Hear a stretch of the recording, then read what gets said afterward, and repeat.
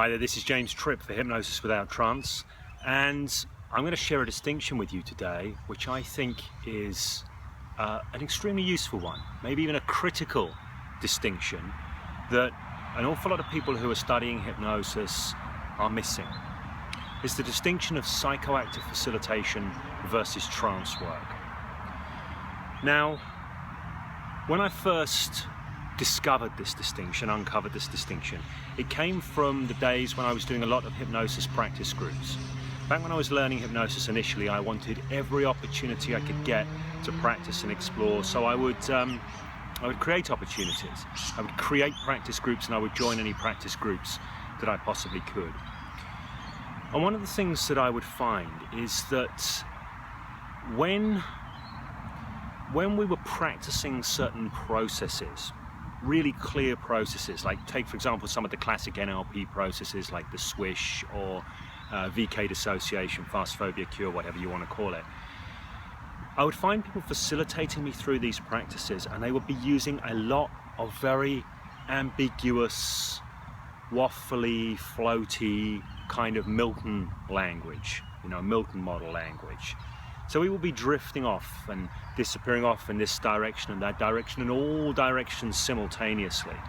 And it was really detracting from the quality of the process. And I realized from the inside of the process at that time that if you're facilitating processes with people, you want to be able to do so in a very, very crisp way. You want to move their mind effectively and efficiently in the direction that it needs to go to progress the process. You always want to sort of have a goal for the next stage, be checking in, keeping the process moving in real time in a very, very tight, very, very efficient way. Now, if you take any of the NLP processes, this is really what needs to happen. You don't want any fluff. You don't want any additional fat. You want to go where you need to go. You need to be alive. You need to be aware. You need to be responding to the person you're working with, the client. Absolutely. You don't want to just ignore them and head steaming in one direction. It is based in real-time feedback and all of this kind of thing. But precision is what you're looking for. Moving minds in very specific ways to do very specific things. You don't want any fat.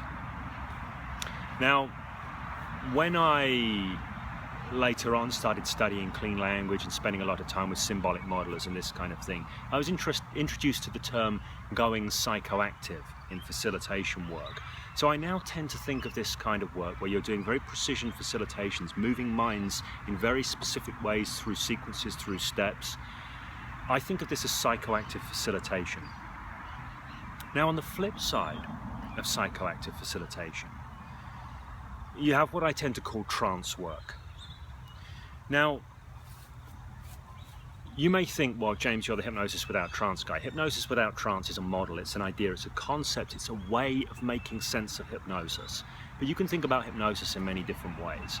And when I think about trance, I'm thinking about a state of mind, not one that is necessary for people to become open to suggestion, not one that is necessary for deep trance phenomena to happen, but a state of mind which is simply useful. A state of falling out of your thinking and into an expanded state of consciousness where you have a fuller access to your resources. And it might be a shift from beta to alpha waves, might be a signature of that. It might be a relaxation in the body, a letting go in the mind.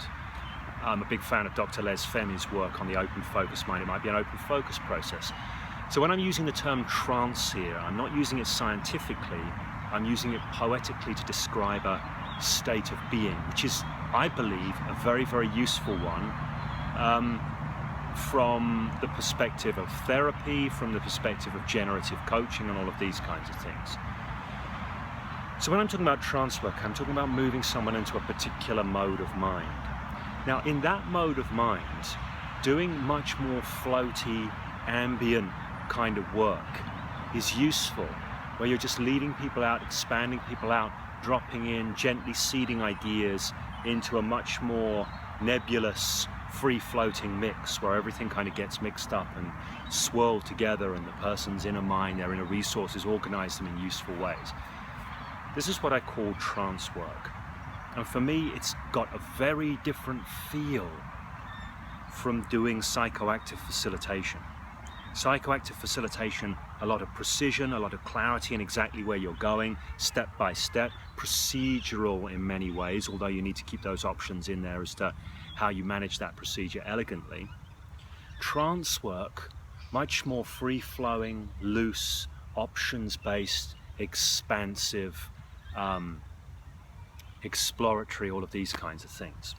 So very different ways of working. They look different, they feel different, and they need to be facilitated differently on one level.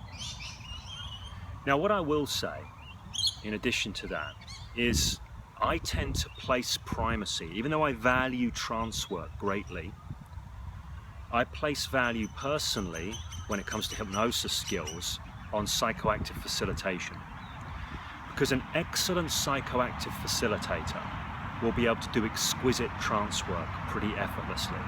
But somebody who comes in and learns a trance work approach first won't necessarily have that transfer across into doing exquisite psychoactive facilitation, if that makes sense. So all the skills you develop through psychoactive facilitation enable you to be really,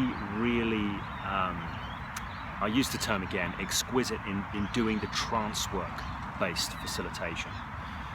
So going back to hypnosis without trance, the old hypnosis without trance model isn't to say there is nothing that we could label as trance and that we shouldn't use the term trance poetically. It's to say that the old idea that trance is primary, that there is this special state we need to bring people into in order for hypnotic experiences to emerge, or what are classically called deep trance phenomena. I'm saying that's not really true. And in a sense, it gets the cart before the horse. Because if you go in at a process level, you look at exquisite facilitation, then what you have is you have a skill set which enables you to also do excellent trance work. So the old hypnosis without trance definition of hypnosis is more geared towards psychoactive facilitation.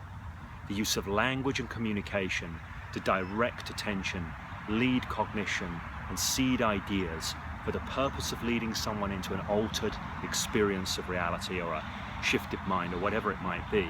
Now, of course, if you think about that, you can have as the end result of that, as the goal, to be to expand somebody out into a much more generative trance space, so as they can bring to bear their, the inner intelligence that sits within them, the generative principle that lives within all of us, to start to do some creative exploration and some free-form processing, which is going to be useful in a therapy or coaching context.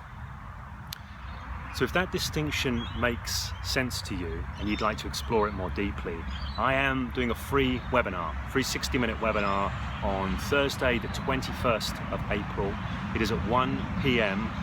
Greenwich Mean Time, or International Time if you prefer to label it that way.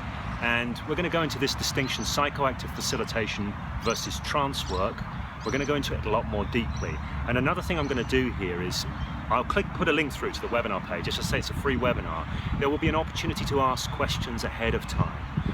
So if there are thoughts sparked off as a result of this video, there are some clarifications you'd like to get, please do ask the question via the question submission section on the webinar page, and I'll be able to address that question directly.